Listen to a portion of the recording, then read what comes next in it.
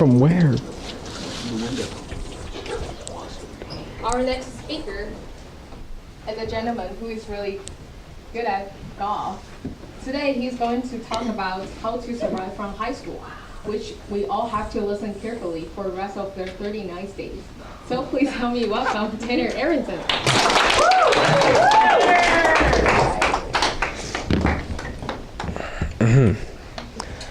Have you ever asked yourself, how am I supposed to survive high school? Or maybe a friend has asked you. If so, that's normal. Everyone goes into high school stressed, anxious, maybe excited. But after the first week, some people either enjoy it or they hate it due to a few different things.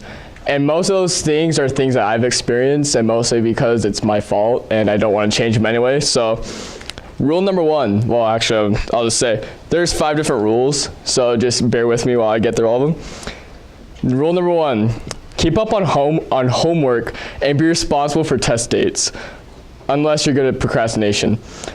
And I do know there's people in our class that are good at procrastination, but for me, it can go both ways. I can be really good at procrastination, but at the same time, be so tired by the time I get to the assignment, I just fall asleep.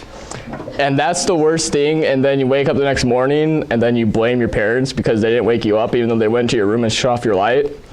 So that's, that's pretty annoying. But rule number 2, go to every event possible in high school.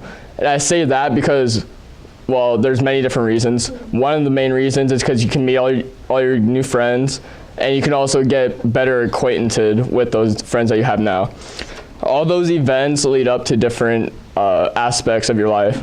You can learn different lessons that you didn't know before. You can meet new people. You can introduce new people to meet new people, etc. Rule number 3, play sports.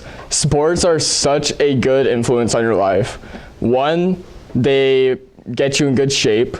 2, they introduce you to also new friends. And if you didn't know already, a lot of these things I mentioned introduce you to new friends, and they can make you more friendly into your environment and prepare you for college, so that way you can make new friends there. Those sports, though, will teach you, depending on your coach and obviously your mentor, they can give you more of a spiritual life. They can teach you to be mentored by another person later on in life, whether it be your job, whether it be a relative, or whatever it can be. And it'll also teach you more responsibility. Every time you have a game or every time you have a practice and you're always like, oh, I don't want to go today, or you are just so tired that you just say, I'm just done, I want to go to bed. But then you're out in the court and you're like yawning and you're like, why am I here?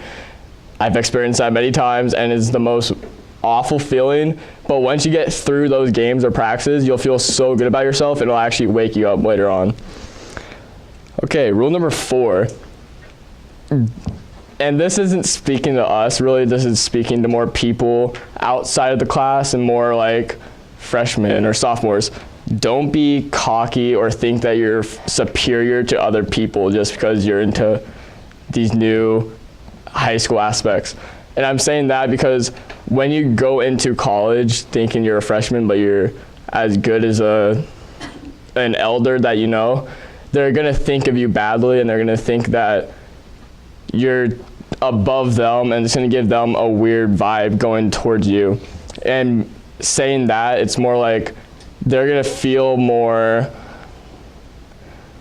I guess, not intimidated, but more angry or frustrated towards you because the way you're acting towards them, and they think you're stuck up or they think you're stubborn.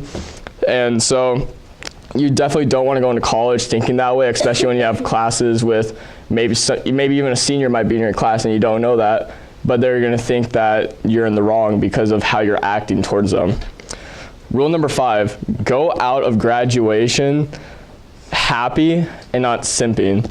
And I say that because you don't want to go out of high school being like, oh man, I'm going to miss all these people and I'm just going to be a loner, blah, blah, blah. Go out happy and thinking, I'm going to live a new life, I'm going to meet new people, but you're still going to be able to see those friends that you have now, and you're still going to be able to see them later on in life. Just go out happy. Don't go out sad. Don't go out depressed. Don't be like, oh my goodness, I'm leaving these people I left here back at MGA instead of meeting new people at Southern and restricting you from meeting new people. So that's my presentation. Thanks for listening to Tanner's Declassified School Survival Guide.